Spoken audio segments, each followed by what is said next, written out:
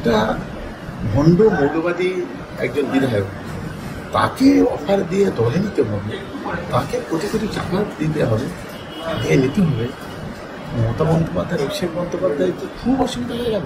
এ কথা সারা বাংলার একটা পাগল বিশ্বাস করবে। আমি আজকে অন ক্যামেরা বলছি, যদি ও তথ্য দিয়ে যদি বলতে পারে অমুক বিধায়ক আমাকে কোটি টাকা প্রস্তাব দিয়েছে আমাকে দলে নেওয়ার জন্য, আমি কথা দিচ্ছি আমি সামনে আপনাকে থাকবো, এটা আমি আজকে অন ক্যামেরা চ্যালেঞ্জ করে বলছি।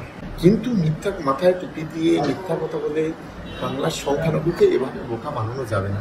অনেক হয়েছে, অনেকভাবে বিজেপির দালালি করেছেন আপনি, অনেকভাবে বিজেপির কাছ থেকে বিভিন্নভাবে ওনার ভাই ইসমাইল সিদ্দিকী বলেছেন যে শুভেন্দু অধিকারীর সঙ্গে কোলাঘাটে টাউনশিপে বসে সেখান থেকে অর্থ নিয়েছেন, তারও ভিডিও ভাইরাল হয়েছে। বলে এত মিথ্যা কথা বলে ভাওতা দিয়ে প্রতারণা করে মানুষকে আর অন্তত বোকা বানানো যাবে না। বাংলার মানুষ কিন্তু তৈরি ভাবের মানুষ। বাংলা হান্টের আরো খবর দেখতে নজর রাখুন। বাংলা খবর মানেই বাংলা হান্ট।